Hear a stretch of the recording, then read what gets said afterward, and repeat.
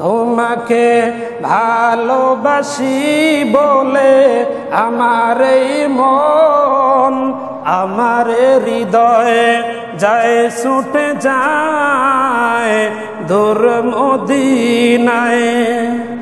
দেখিনি তোমাকে কভু, শুনেছি সবার মুখে, তুমি নবীদের মাঝে শ্রেষ্ঠ নবী।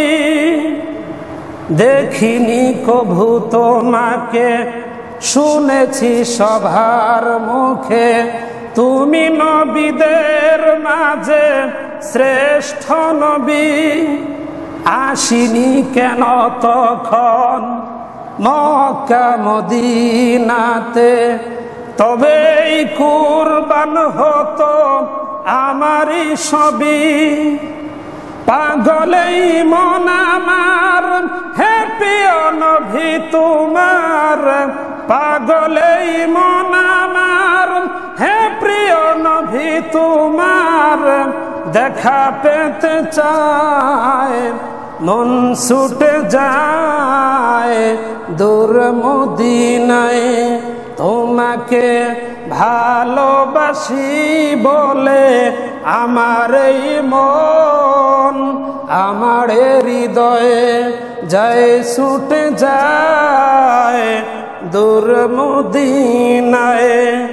কাল কিয়ামতে যাবে কেউ কারো নাহি হবে, বলবে সদা সবেই ইয়া নফসি। কাল কিয়ামতে যাবে কেউ কারো নাহি রবে, বলবে সদা সবেই ইয়া নফসি। কঠিন সেই দিনে হে নবী তুমি বিনে, কঠিন সেই দিনে হে নবী তুমি বিনে, শাফাআত নাই যায় ছুটে যায় মন ছুটে যায় দূর মদিনায়। তোমাকে ভালোবাসি বলে আমার এই মন, আমার হৃদয়ে যায় ছুটে যায় দূর মদিনায়। হাজার সালাম জানাই নবী গো তোমায়, মন ছুটে যায় দূর মদিনায়। তোমাকে ভালোবাসি বলে আমার এই মন, আমার হৃদয়ে। চিৎকার করে বলেন মারহাবা। প্রাণের বন্ধুগণ আমার, বলতেছিলাম আল্লাহর নবীর সাহাবীরা চোখের পানি ছেড়ে দিয়ে বলতেছে নবী গো কাটাইতে পারবো না, তাহলে কিভাবে করে আমরা শ্রেষ্ঠ নবীর শ্রেষ্ঠ উম্মত হইয়া সওয়াবের দিক দিয়া তাদের চাইতে বেশি অর্জন করব। নবী তো উম্মতের দরদি, জোরে বলেন ঠিক কিনা? উম্মতের ভারাক্রান্ত হৃদয় দেখে নবীও ভারাক্রান্ত হয়ে গেলেন। এবার সাহাবীদেরকে বলতেছে, সাহাবীরা শুধুমাত্র ইবাদতের কথা শুনলা, কিন্তু এই সামুনের জীবন কাহিনী শুনবানি। এবার সাহাবীরা বলে হুজুর অবশ্যই শুনবো। ইমাম গাজ্জালী রাহমাতুল্লাহ আলাইহি ওনার কিতাবের ভিতরে লেখেন, সামুন সম্পর্কে নবীজি বলতেছিলেন, এই বনি ইসরাইলের আল্লাহর ওলি সামউন দিনের বেলায় কাফেরদের সঙ্গে যুদ্ধ করত। 1000 বছর একাধারে যুদ্ধ করেছে, কোন কাফের বেঈমানেরা তাকে হারাইতে পারে না, তাকে মারতেও পারে না, তার গায়ে কোনো আসরও দিতে পারে না। এই অবস্থা দেখিয়া সমস্ত কাফের নেতৃবৃন্দগুলো, নেতাগুলো সিদ্ধান্ত নিল, আমরা সামুনের বিবিকে হাত করব, টাকা দিয়ে পয়সা দিয়ে সম্পদের লোভ দেখাইয়া সামুনের বিবিকে যেই কথা সেই কাজ, হাত করলো যে যত টাকা লাগে কোটি কোটি টাকা তোমাকে দিব, তোমাকে রাজরানী করে রাখবো, শুধু আমাদের একটা কাজ করে দিবা। বলে কি কাজ? বলে সামুন যখন ঘুমাইবে তুমি তো জানবা যে আজকে ঘুমাইছে হঠাৎ করে, কোনদিন তো ঘুমায় না, ওই দিন তুমি সুযোগ বুঝে রশি দিয়া তার হাত পা বেঁধে দিবা। তারপরে আমরা তার ফয়সালা করব। একদিন হঠাৎ করে সামুন ঘুমাইয়া গেছে সুন্নত আদায় করার জন্য। এই সুযোগ পাইয়া সামুনের দুষ্ট বিবি কাফেরদের প্লবনে পড়িয়া, শয়তানের কুমন্ত্রণায় পড়িয়া, সম্পদের লোভে পড়িয়া তার হাত পা রশি দিয়ে শক্ত করে বাঁধলো। এবার সামুন যখন ঘুম থেকে জাগ্রত হলো, হাত পা রশি দিয়ে বাঁধা। এবার বিবিকে ডাক দিয়ে বলে, বিবি রে, আমার হাত পা কে বাঁধলো? এবার বিবি কৌশল করে বলতেছে, আমি দেখি তুমি ছুটতে পারো কিনা। কোন সুবহানাল্লাহ। বদমাইশ তো, উপরে বালা বালা শাস্তাছে, আসলে তো ভিতরে শয়তানি, ঠিক কিনা? কেউ না জানলে কে জানে? ভিতরের খবর কে জানে? ইন্নাল্লাহা খাবীরুম বিমা ইয়াসনাউন। আল্লাহ বলেন, বান্দারে, তুমি মনের ভিতরে যা কিছু কল্পনা জল্পনা করো না কেন, ওই মনের খবরটুকু দুনিয়ার কেউ জানে না, জানি একমাত্র আমি আল্লাহ। তোমার মনের খবর আমি আল্লাহ জানি। এবার সামুন হাত পা লাড়া দিয়ে অঙ্গ প্রত্যঙ্গ গুলো লাড়া দেওয়ার সঙ্গে সঙ্গে আল্লাহর কুদরতে মোটা শক্ত রশি গুলো টাস টাস করে খুলে গেছে। এবার কিছুদিন পরে আবার বিবি তো সেই তালেই আছে যে আমাকে রানী হতে হবে, আমাকে লক্ষ লক্ষ টাকা হাতাইতে হবে কাফেরদের কাছ থেকে। এজন্য আমার কাজ তো একটাই, আমার স্বামীকে হাত পা বাঁধতে হবে। এবার সে হাত পা কোনো রশি দিয়ে নয়, লোহার তৈরি শিরকল দিয়ে বাঁধলো। সকালবেলা যখন তিনি জাগ্রত হলেন, জাগ্রত হওয়ার পর আল্লাহু আকবার বলে হাত পা লাড়া দিয়েছে। অঙ্গ প্রত্যঙ্গ গুলো লাড়া দেওয়ার সঙ্গে সঙ্গে ওই লোহার শিকল গুলো টাস টাস করে খুলে গেছে। এবার বিবির ডাক দিয়ে বলে, বিবির আজকে বাঁধলো কে? বিবি বলে, আজকেও টেস্ট করলাম, দেখি তোমার শক্তি কি বাস। নাউজুবিল্লাহ।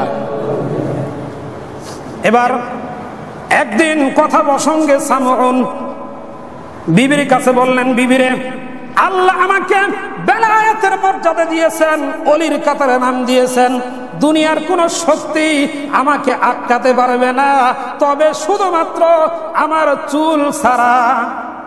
এখন তো ঘাড় পর্যন্ত চুল রাখা সুন্নত আমাদের নবীর জমানায়, কিন্তু আগের জমানায় পা পর্যন্ত চুল রাখাও জায়েজ ছিল।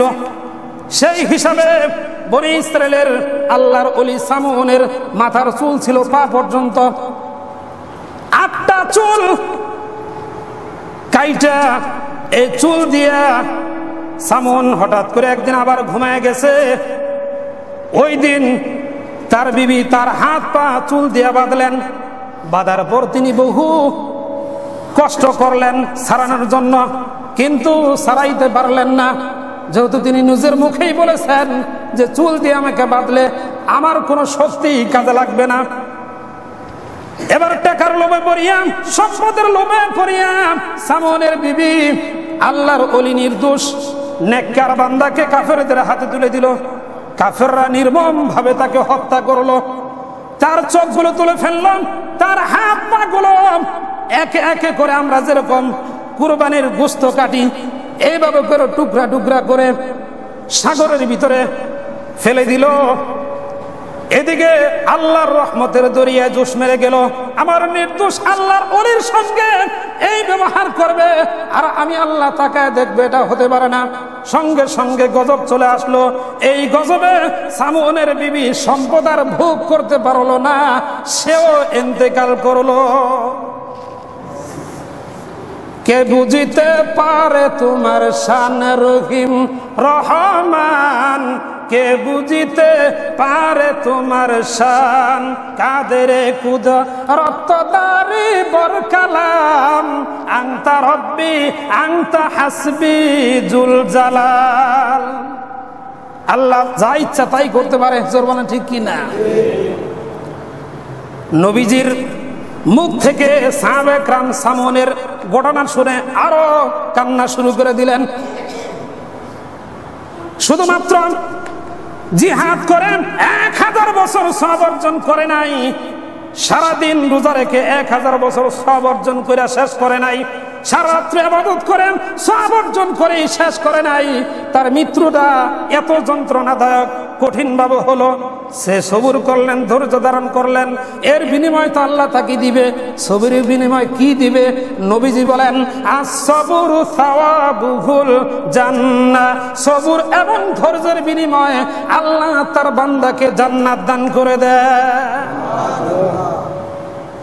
ফেরাউনের লাশ দেখো মিশর জাদুঘরে, খায় না মাছি পোকা মাকড় সবাই ঘৃণা করে, বুক বিলাস বাড়ি গাড়ি পরে রবে সব, থাকতে সময় স্মরণ করো আল্লাহ আমার রব, থাকতে সময় স্মরণ করো আল্লাহ আমার রব। উঁচু জমিন থেকে পানি নিচু জমিনে যায়, এমনি খোদার রহমত আসে নম্রতার হৃদয়। মারহাবা। হৃদয় যদি নম্র থাকে, হৃদয় যদি ঠান্ডা থাকে, হৃদয় যদি সবুরওয়ালা থাকে, হৃদয় যদি ধৈর্যওয়ালা থাকে, ওই হৃদয়ওয়ালাকে আল্লাহ জান্নাত দান করে দিবে।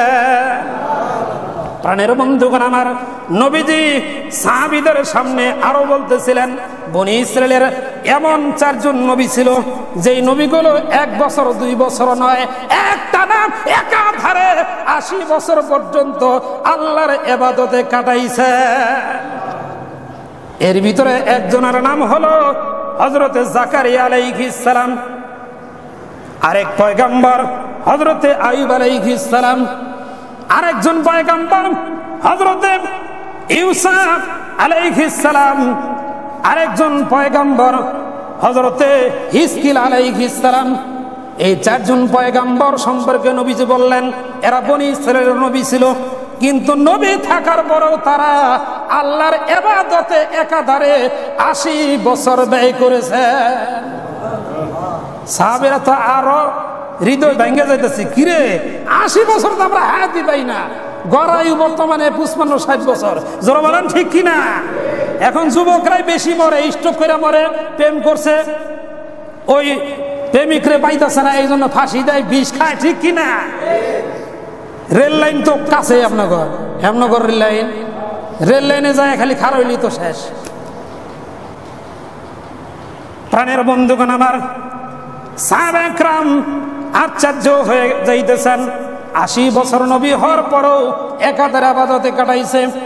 হযরতে জাকারিয়া আলাইহিস সালাম তিনি তো এমন পয়গম্বর ছিলেন, ধৈর্যের পাহাড় ছিলেন। সংক্ষিপ্তভাবে একটু বললে সহজে বুঝবেন। হযরতে জাকারিয়া আলাইহিস সালাম তার উম্মতদেরকে দাওয়াত দিতেছিলেন। এই উম্মতগুলো ছিল এক ঘাইমা, তার মানে তারা যেটা বুঝতো ওইটাই ঠিক মনে করতো, নবীর কথাও মানতো না। নাউজুবিল্লাহ। জাকারিয়া আলাইহিস সালাম তাদেরকে বারবার বুঝাইতেন যে তোমরা সত্য কথা বলো, সত্য পথে চলো, আল্লাহকে রব বলে স্বীকার করো, আর কোন রবের দরকার নাই। তারা বলতো আপনি যে আল্লাহকে রবের কথা বলেন ওইটাও মানবো, বাকি আঙ্গর যারে মন চায় ওইটারও মানবো। নাউজুবিল্লাহ। তারা যদি দেখতো আশ্চর্য ধরনের কোনো কিছু, তখনই তারা মনে করতে এইটাই রব। নাউজুবিল্লাহ। হযরত জাকারিয়া আলাইহিস সালাম তাদেরকে প্রতিদিন দাওয়াত দেন, তারা বিরক্ত হয়ে গেল। তারা একদিন সিদ্ধান্ত নিল, আমরা পয়গম্বর জাকারিয়াকে আর রাখবো না, শেষ করে দিব। সকলে মিলে মারার সিদ্ধান্ত নিল। হযরত জাকারিয়া আলাইহিস সালাম তাদের অবস্থা দেখিয়া ওইখান থেকে পলায়ন করার জন্য দৌড় দিলেন।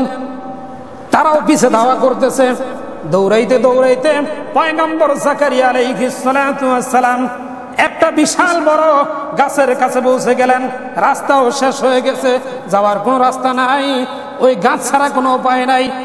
তিনি ভয়ে আল্লাহকে ডাক দিয়ে বাদ দিয়ে গাছকে বললেন, গাছ রে, আমি আল্লাহর নবী, তুমি আমাকে একটু জায়গা করে দাও। সঙ্গে সঙ্গে গাছের ভিতর থেকে দরজার মতন ফাইটা রাস্তা হয়ে গেল। পয়গম্বর গাছের ভিতর ঢুকলেন। কিন্তু এই যে আমরা যে রুমাল ব্যবহার করি, এরকম রুমাল নবীরাও ব্যবহার করতেন। কোন মারহাবা।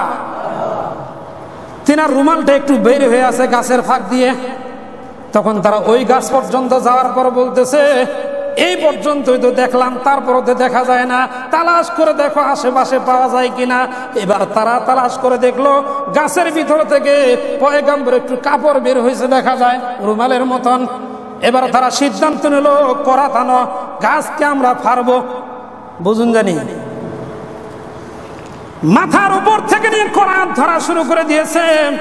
যখন মাথার ভিতরে করাতের টান লাগছে, পয়গাম্বর সঙ্গে সঙ্গে শব্দ করছে, আর গায়ে আওয়াজ হয়েছে, পয়গাম্বর রে, তুমি আমার কাছে সাহায্য চাইলে অবশ্যই আমি সাহায্য করতাম, কিন্তু তুমি গাছের কাছে সাহায্য চাইছ, এটাই হলো তোমার জন্য শাস্তি।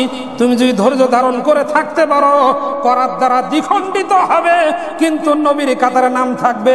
আর যদি ধৈর্য ধারণ করে না থাকতে পারো, নবীর কাতারে নাম থাকবে না। দেখেন, যে যত বড় তার কষ্ট তত বেশি। যারা বলেন ঠিক কিনা? করাত দ্বারা পয়গাম্বরকে দ্বিখণ্ডিত করা হলো। পয়গাম্বর ধৈর্য ধারণ করলেন। নবীজি সাহাবীদের সামনে এইভাবে জাকারিয়া আলাইহিস সালামের ঘটনা বয়ান করতেছিলেন, সাহাবীরা চোখের পানি ফেলতেছিল। পয়গম্বর বললেন, হযরত আইয়ুব আলাইহিস সালাম সম্পর্কে তোমরা জানোনি? হযরত আইয়ুব আলাইহিস সালাম তিনি তো এমন পয়গম্বর, দেশের প্রেসিডেন্ট ছিলেন, টাকা পয়সা গাড়ি বাড়ি ধন সম্পদ কোনো কিছুর অভাব ছিল না, অনেকগুলো বিবি ছিল তার। এখন তো আয়াত নাযিল হইছে, সূরা নিসার আয়াত, মাসনা ওয়া সুলাসা ওয়া রুবা ফাইন খিফতুম ফাওয়াহিদাতান। আল্লাহু আকবার। আল্লাহ বলেন, তোমাদের যাদের সামর্থ্য আছে দুইটা বিয়ে করবে। কয়টা করবে? সামর্থ্য থাকলে তিনটা করবে, সামর্থ্য থাকলে চারটা করবে, যদি সামর্থ্য কম থাকে তাহলে একটা করবে। এটা পুরুষদের জন্য আইন, নারীদের জন্য না। এখন ফেসবুকে ইন্টারনেটে দেখা যায় যে একটা মেয়ে দুই ভাইকে বিয়ে করছে। কোন নাউজুবিল্লাহ, জায়েজ আছে? ডাইরেক্ট হারাম, অথচ সে হাইলাইট করতেছে কি কামটা করছে। এবার পুরুষকে জিজ্ঞাসা করা হলো, তোমরা দুই ভাই মিলা এক মেয়ে বিয়ে করলা কে?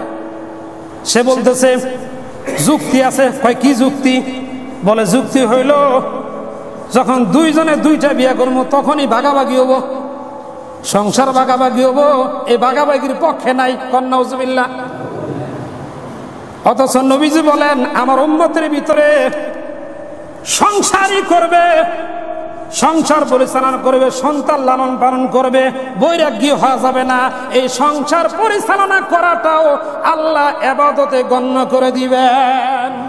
কোরআনে কারীম খুলে দেখেন, সূরা জুমার 10 নম্বর আয়াত, রব্বুল আলামিন বলেন, ফাইযা কুযিয়াতিস সালাতু ফান্তাশিরু ফিল আরদ। আল্লাহু আকবার। আল্লাহ বলেন, তোমরা নামাজ পড়ো, নামাজের পর রিজিকের সন্ধানে ছড়িয়ে পড়ো। তার মানে নামাজ পড়া যেমন ফরজ, আপনি হালাল রিজিক কামাই করবেন, পরিবার পরিচালনা করবেন, এটাও ফরজ ইবাদতে গণ্য করে দিবেন কে? আল্লাহু আকবার। ফরজ ইবাদতের ভিতরে আল্লাহ গণ্য করে দিবেন। প্রাণের বন্ধুগণ আমার, হযরত আইয়ুব আলাইহিস সালাম সম্পর্কে বলতেছিলাম, তিনি দেশের প্রেসিডেন্ট ছিলেন, তারপরেও আল্লাহ তাকে পরীক্ষা করলেন। কি পরীক্ষা করলেন? যে তার শরীরের ভিতরে পছন্দ ধরে গেল, কুষ্ঠরোগ হলো, এমন দুর্গন্ধ শুরু হলো, মন্ত্রী এমপি যারা ছিল তারা সকলে মিলিয়া তাকে গ্রাম থেকে বাই করে দিল। কোন গ্রামেই তাকে জায়গা দিল না, সে জঙ্গলে যা অবস্থান করতেছিল। একটানা 18 বছর এই অবস্থায় কষ্ট করলেন। শুধু তাই নয়, এত কষ্টের পরেও এই আল্লাহর নবী আইয়ুব আলাইহিস সালাম একাধারে 80 বছর আল্লাহর ইবাদতে সময় দিয়েছে। হযরতে হিজকিল আলাইহিস সালাম, যাকে হিজকিল শব্দের অর্থ হলো আল্লাহর কুদরত। কোন মারহাবা। তার মানে তিনি যখন ছোট ছিলেন তখনই বাবা মারা গেল। যখন তিনি নবী হলেন তখন তার মা একদম বৃদ্ধ হয়ে গেছে, যার কারণে মানুষ তাকে বলতো বৃদ্ধার ছেলে নবী। কোন মারহাবা। তিনি পুরা কাবার ভিতরে, ইতিকাফের ভিতরে বসেছেন। এতেকাফ মুরাকাবা যখন শেষ হয়ে গেল, তখন তিনি শুনতে পাইলেন যে অমুক গ্রামের ভিতরে প্লে রোগ হয়েছে। তার মানে প্লে হলো একটা মহামারী। এই মহামারী হইয়া এলাকার সব মানুষগুলো মারা গেছে। হযরতে আব্বাস রাদিয়াল্লাহু তাআলা আনহু থেকে বর্ণিত হাদিসে বুখারীর ভিতরে এসেছে, তিনি বলেছেন ৮,০০০, আবার কেউ বলেছেন ৮০,০০০ ওই গ্রাম থেকে পলায়ন করছে, যে এখান থেকে পলায়ন করলে আমরা বাঁচবো। বাঁচা মরার মালিক কে? পলায়ন করলে আল্লাহ যদি মারে, বাঁচার উপায় আছে? কোনো উপায় নাই। এবার তারা যখন যাইতেছিল, দুই পাহাড়ের মাঝখানে চলে গেছে। আল্লাহ হুকুম করে দিলেন, দুইজন ফেরেশতা দুই পাহাড়ের দুই দিকে দাঁড়াও, তারা যাতে যাইতে না পারে। ওই দুই পাহাড়ের মাঝখানে তারা ইন্তেকাল করলো। এবার তাদের দুর্গন্ধ থেকে বাঁচার জন্য, তাদের ভয়ানক মৃত্যু থেকে বাঁচার জন্য যারা জীবিত ছিল তারা ওয়াল করে দিছে, দুই সাইডে পাহাড়ের দুই পাশে ওয়াল করে দিছে, যাতায়াত বন্ধ। এবার হযরতে হিজকিল আলাইহিস সালাতু ওয়াস সালাম তিনি এই খবর পাইয়া ওই দিক দিয়ে যাইতেছিলেন। তিনি উকি মাইরা দেখলেন যে শুধুমাত্র কঙ্কাল পড়ে আছে। এবার তিনি বললেন, আল্লাহ, আমার মনে বড় তামান্না, এই কঙ্কালগুলো যদি সুস্থ মানুষে রূপান্তরিত হতো তাহলে আমার মনটা বড় শান্তি পাইত। কোন সুবহানাল্লাহ। এবার আল্লাহ ওহী পাঠিয়ে দিলেন, পয়গম্বর, তোমার মন যা চায় তাই বলো। এবার পয়গম্বর বললেন, আমার এই মুহূর্তে মনে চাইতেছে এই কঙ্কালের হাড্ডি গুলো একত্রিত হয়ে যাও। বলার সঙ্গে সঙ্গে তাকাইয়া দেখে কঙ্কালের প্রত্যেকটা হাড্ডি গুলো জোড়া হয়ে গেছে। এরপরে বলতেছে, আমার মনে চাইতেছে এই হাড্ডি গুলোর ভিতরে রক্ত মাংস যোগ হইয়া আগের মতো মানুষের মতো হয়ে যায়।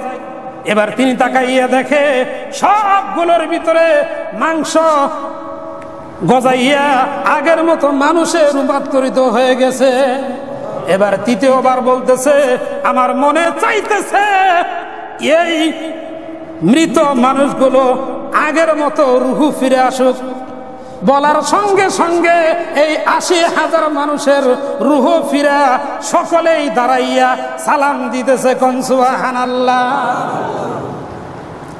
এবার তিনি তাদেরকে দিনের দাওয়াত দিলেন, সকলে ঈমান গ্রহণ করলো। এবার সকলকে নিয়ে তিনি ইয়েমেন দিকে রওনা দিলেন। ওইখানে যেয়ে তিনি বসবাস করা শুরু করলেন। প্রাণের বন্ধুগণ আমার, আরেকজন পয়গম্বর যিনি একটানা ৮০ বছরের ইবাদতে সময় দিয়েছেন, হযরতে ঈসা আলাইহিস সালাম। ঈসা বিন নূর তাকে বলা হয়। ঈসা বললে অনেকে ভাববেন ঈসা নবীর কথা বলতেছে, না, এটা হলো আরেক নবী। কোন সুবহানাল্লাহ। ঈসা বিন নূর আলাইহিস সালাতু ওয়াস সালাম তিনি তো এমন নবী ছিলেন যিনি হযরতে মূসা আলাইহিস সালামের সহপাঠী ছিলেন, তার মানে তার সঙ্গে সব সময় থাকতেন। একবার হযরতে মূসা আলাইহিস সালাতু ওয়াস সালাম ইয়েমেন দেশে খবর নেওয়ার জন্য 12টা গোত্রের লোক তার উম্মত ছিল। আপনারা সকলে ইতিহাস জানেন। ফেরাউন যখন তাকে ধাওয়া করলো, নীল নদীর কাছে পৌঁছে গেল, তিনি তখন দেখলেন এই ৮০,০০০ জাদুকরের ভিতরে 12টা গোত্রের লোক আছে। তিনি তখন বললেন, লাঠি দ্বারা আঘাত করলেন আর বললেন, আমি চাই আল্লাহর হুকুমে 12টা রাস্তা হয়ে যাও। সঙ্গে সঙ্গে 12টা রাস্তা নীল নদীর মাঝখান দিয়ে হয়ে গেল। 12 গোত্রের লোক 12টা রাস্তা দিয়ে পার হয়ে গেল। এবার তিনি এই 12 জনের মধ্য থেকে 12টা দল থেকে 12 জনকে বাছাই করলেন আর বললেন, তোমরা কেনানে যাবা। কেনানে আল্লাহর হুকুমে আমরা ওইখানে যাইয়া বসতি করব। কিন্তু কেনানের কি অবস্থা, ওই দেশের বাদশা কেমন, সেই খবর আমাদের কানে পৌঁছায় দিবা, কিন্তু আর কারো কাছে দিবা না। এবার 10 জন গাদ্দারি করলো। গাদ্দারি বুঝতেছেন তো, মির্জাফরগিরি করলো। তার মানে এই 10 জন আইসা অন্য সকলকে বইলা দিল, নবীকে না বইলা। বাকি 2 জন শুধুমাত্র আমানত স্বরূপ কথাগুলো নবীর কাছে পৌঁছায় দিলেন। এর ভিতরে একজন হলো ঈসা বিন নূর আলাইহিস সালাতু ওয়াস সালাম। এই নবীও একাধারে 80 বছর ইবাদতে কাটাইছে। সাহাবায়ে কেরাম এই কথাগুলো শুনতেছেন আর চোখের পানি ফেলতেছে। নবীও ভারাক্রান্ত মন নিয়ে বসে আছে। আর মনে মনে ভাবতেছে এমন একটা আয়াত যদি নাযিল হয়ে যেত, অন্য নবীর উম্মতরা চাইতে আমার উম্মত ইবাদতের দিক দিয়া বেশি অগ্রসর হতে পারবে। সঙ্গে সঙ্গে সূরা কদর আল্লাহ নাযিল করে দিলেন। সবাই পড়েন আউযু বিল্লাহি মিনাশ শাইতানির রাজিম, বিসমিল্লাহির রাহমানির রহিম, ইন্না আনজালনাহু ফি লাইলাতিল কদর ওয়া মা আদরাকা মা লাইলাতুল কদর, লাইলাতুল কদরি খায়রুম মিন আলফি শাহর, তানাজ্জালুল মালাইকাতু ওয়ার রূহু ফিহা বিইذনি রাব্বিহিম মিন কুল্লি আমর, সালামুন হিয়া হাত্তা মাতলাইল ফজর। আল্লাহ বলেন, নবী গো, আপনার আর টেনশন করতে হবে না। ও সাহাবীরা, তোমাদের আর কাঁদতে হবে না। ইন্না আনজালনাহু ফি লাইলাতিল কদর, আমি আল্লাহ কোরআনকে নাজিল করেছি কদরের রাত্রিতে। কদরের রাত্রিতে আল্লাহ কোরআন নাজিল করেছেন। এরপরে বলতেছেন ওয়া মা আদরাকা মা লাইলাতুল কদর, ইহা একটা মহামান্বিত রাত্র, এই রাত্র সম্বন্ধে আপনি জানেন কি? তখন নবীজি চুপ রইলেন। আল্লাহ বলতেছেন লাইলাতুল কদরি খায়রুম মিন আলফি শাহর। আল্লাহু আকবার। ও নবী, লাইলাতুল কদর তো এমন একটা মহামান্বিত রাত্র যেটা আমি শুধুমাত্র আপনাকে আর আপনার উম্মতকে দিলাম। আগের জমানার কোন নবীকে দেই নাই, আগের জমানার কোন ওলিকে দেই নাই, আগের জমানার কোন উম্মতকেও দেই নাই, শুধুমাত্র আপনাকে আর আপনার উম্মতকে দিলাম। এই কদর রাত্রি হলো 1000 মাসের চাইতেও উত্তম। এখানে চিন্তা করে দেখুন, 1000 মাস বলে নাই, 1000 মাসের চাইতে উত্তম বলছে, তার মানে আরো বেশি। কোন সুবহানাল্লাহ। মুফাসসিরগণ বলেন 1000 মাস হিসাব করলে দেখা যায় 83 বছর 4 মাস হয়। প্রত্যেক বছর আপনার উম্মতের জন্য এই সবে কদর নামে রাত্রটা দিলাম। এই রাত্র ইবাদত করলে একাধারে 83 বছর 4 মাস ইবাদতের সওয়াব আল্লাহ আমলনামে দান করে দিবে। মুফাসসিরগণ আরো বলেন, একাধারে কেউ যদি 12টা সবে কদর পাইল, সে যেন একাধারে 1000 বছর ইবাদতের সওয়াব পাইয়া গেল। এই রাত্র আরো কি হয়? তানাজ্জালুল মালাইকাতু ওয়ার রূহু ফিহা বিইذনি রাব্বিহিম মিন কুল্লি আমর। এই রাত্রে ফেরেশতা জিবরাইল আলাইহিস সালাম, তার মানে রূহ জিবরাইল আলাইহিস সালাম সহ